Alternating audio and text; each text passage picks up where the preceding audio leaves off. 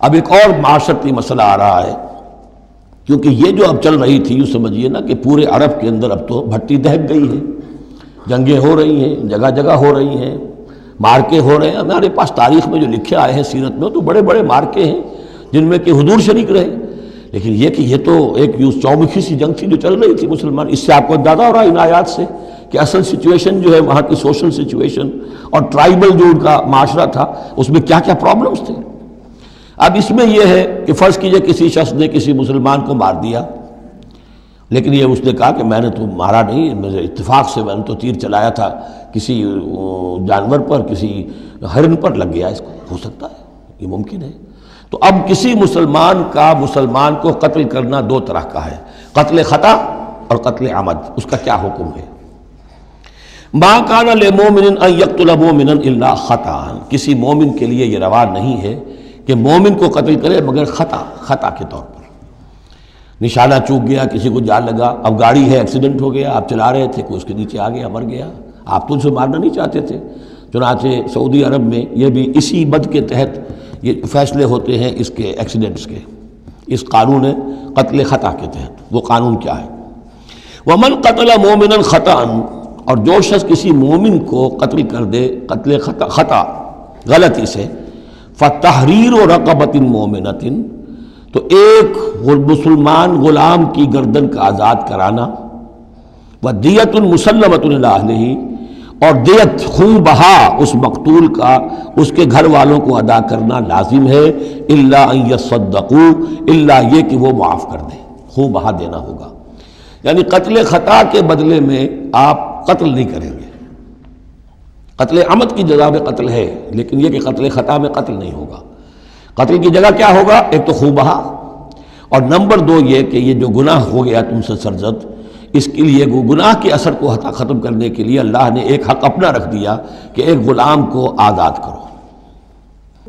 فَإِن كَانَ مِن قَوْمٍ عَدُوٍّ لَكُمْ، اور اگر وہ مسلمان تھا ایک ایسے قبیلے سے کہ جو تمہارا دشمن قبیلہ ہے، تھا مسلمان اور تمہارے ہاتھوں مارا گیا ہے غلطی سے، وَهُوَ مُؤْمِنٌ، تھا وہ خود مومن، فَتَحْرِيرُ رَقَبَةٍ مُؤْمِنَةٍ، تو پھر صرف ایک مسلمان آزاد کا ایک گردن چھڑا دینا کافی ہوگا.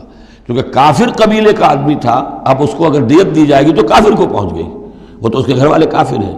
دیت یہاں معاف ہو گئی، لیکن یہ ہے کہ اس کو جو ایک غلام کو آزاد کرنا جو اللہ کا حق تھا وہ برقرار رہے گا. وَإِن كَانَ مِن قَوْمٍ بَيْنَكُمْ وَبَيْنَهُم مِيثَاقٌ، اور اگر وہ ہو ایسے قوم سے، ایسے قبیلے سے کہ تمہارے اور اس کے درمیان، اس کے قبیلے کے درمیان معاہدہ ہے، فَدِيَةٌ مُسَلَّمَةٌ، تو پھر وہی حکم آ جائے گا کہ دیت بھی دینی پڑے گی، حوالے کرنی ہوگی، اِلَىٰ أَهْلِهِ، اس کے گھر والوں کی طرف، اس کے وارثوں کو، وَتَحْرِيرُ رَقَبَةٍ مُؤْمِنَةٍ، اور ایک مومن کی گردن، ایک مومن جو ہے کہ جو مومن غلام ہو اس کا آزاد کرنا بھی ہوگا. فَمَن لَّمْ يَجِدْ، تو جو یہ نہ پائے، یعنی یہ جو اب دو حق ہو گئے، ایک ہے دیت، وہ تو مقتول کے جو ورثہ ہے ان کا ہے، اس میں تو معافی نہیں ہو سکتی. البتہ اللہ نے جو رکھا ہوا ہے کہ ایک مومن غلام کو آزاد کیا جائے، اگر کسی کے اندر اتنی مقدرت نہیں ہے تو اللہ نے نرمی کر دی اپنے حق میں. فَمَن لَّمْ يَجِدْ فَصِيَامُ شَهْرَيْنِ مُتَتَابِعَيْنِ، جس کے پاس اتنا پیسہ نہیں ہے کہ کوئی مسلمان غلام کو خریدے اور آزاد کرے، تو وہ 2 مہینے کے پے بپے متواتر روزے رکھے، توبۃ من اللہ، یہ اللہ کی طرف سے اس کے جرم کا کفارہ بن جائے گا، اس کے توبہ کے قبول کا ذریعہ بن جائے گا. وَكَانَ اللَّهُ عَلِيمًا حَكِيمًا، اور یقیناً اللہ تو علیم اور حکیم ہے. اب آ رہا قتل عمد. وَمَن يَقْتُلْ مُؤْمِنًا مُتَعَمِّدًا، اور جو کوئی قتل کرے گا کسی مومن کو جان بوجھ کر قتل عمد، فَجَزَاؤُهُ جَهَنَّمُ خَالِدًا فِيهَا، اس کا بدلہ تو جہنم ہے جس میں وہ ہمیشہ ہمیشہ رہے گا. وَغَضِبَ اللَّهُ عَلَيْهِ، اور اللہ تعالیٰ کا غضب اس پر ہوگا.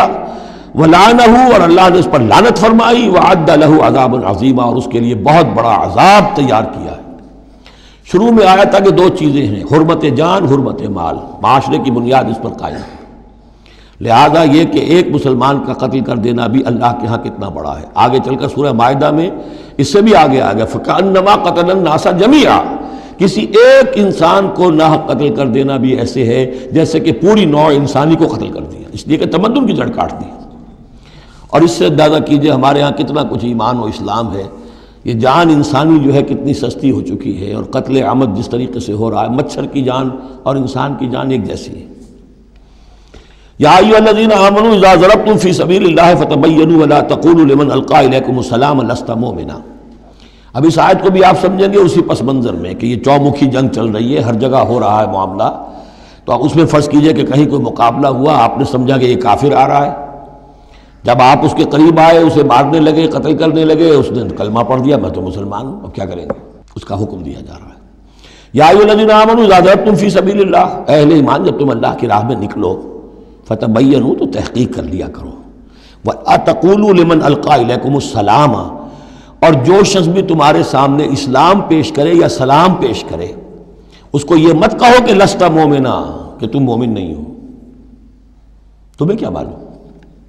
ایمان کا تعلق دل سے ہے، دنیا کا سارا معاملہ اس کے اسلام پر ہوگا۔ اگر وہ کلمہ شہادت پڑھ رہا ہے اور اپنے اسلام کا اظہار کر رہا ہے، یو ہیو ٹو ٹیک ہم آن ہز ورڈز۔ تو یہ معاملہ ہو گیا تھا حضرت اسامہ کے ساتھ۔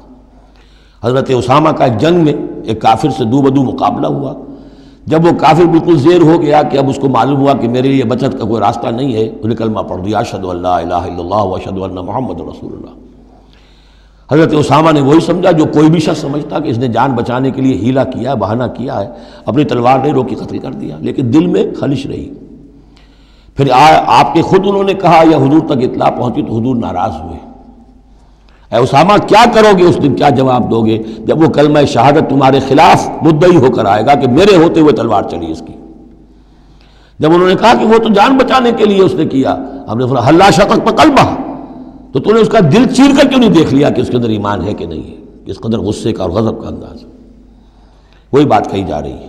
یا ایھا الذین آمنوا اذا ضربتم فی سبیل اللہ فتبینوا ولا تقولوا لمن القی الیکم السلام لست مؤمنا تبتغون عرض الحیات الدنیا۔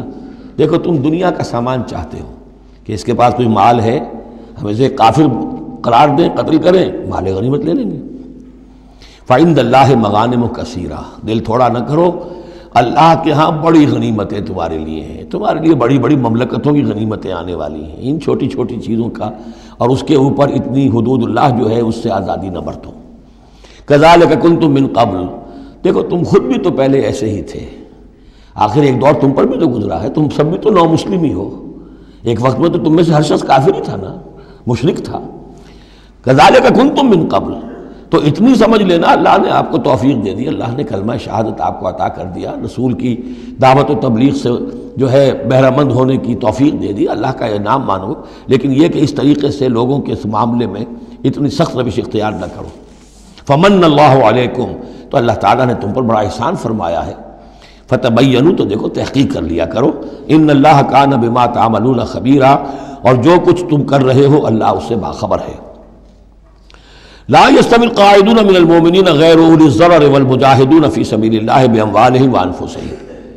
اس آیہ مبارکہ میں جہاد کا لفظ بمعنی قتال ہے، جہاں تک جہاد کا تعلق ہے وہ تو مومن ہر وقت کر رہا ہے، دعوت و تبلیغ بھی جہاد ہے، اپنے نفس کے خلاف بھی جہاد ہے، المجاہد من جاہد نفسہ، بلکہ پوچھا گیا ای الجہاد افضل یا رسول اللہ، آپ نے فرمایا تو جاہد نفسک فی طاعت اللہ، اپنے نفس کے خلاف جہاد کرو، اسے اللہ کا مطیع بناؤ، یہ بھی جہاد ہے۔ تو جہاد کے بہت سے گوشے ہیں، لیکن قتال آخری منزل قتال ہے، اور یہ بھی ان تین جوڑوں میں سے ہے کہ جو ایک دوسرے کی جگہ پر الفاظ آ جاتے ہیں، مومن و مسلم، نبی اور رسول، جہاد اور قتال۔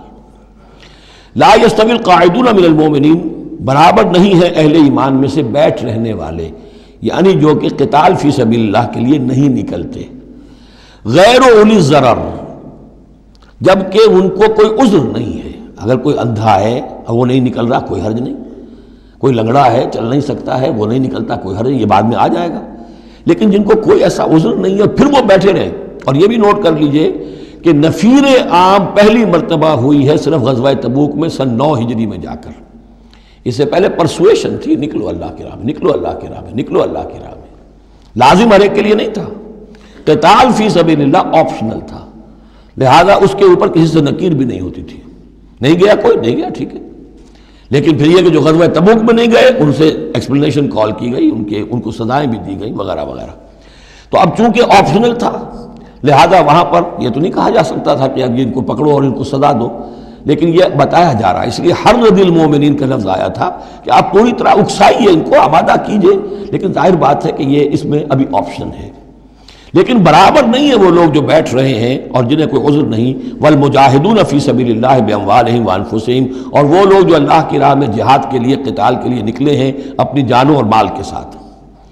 فضل اللہ المجاہدین باموالہم وانفسہم علی القاعدین درجہ، اللہ نے فضیلت دی ہے مجاہدین کو جو اپنے مال اور جان سے جہاد کرنے والے ہیں، بیٹھ رہنے والوں پر ایک بہت بڑا درجہ۔ درجتاً یہ جو تنکیر آئی ہے برائے تفخیم ہے، بہت بڑا درجہ۔ وَكُلًّا وَعَدَ اللَّهُ الْحُسْنَىٰ، اور چونکہ یہ فرض نہیں، نفیر عام نہیں، لہذا فرمایا گیا سب کے لیے اللہ کی طرف سے اچھا وعدہ ہے۔ جو نہیں نکلا، چونکہ ابھی وہ فرض ہے نہیں، لازم کیا نہیں گیا ہے، تو ان کے لیے بھی اللہ تعالیٰ کی طرف سے، اگر انہوں نے اتنی ہمت نہیں کی ہے، وہ کمتر مقام پر قانے ہو گئے تو ٹھیک ہے، لیکن اللہ تعالیٰ کی طرف سے ان کے اوپر کوئی گرفت نہیں ہوگی۔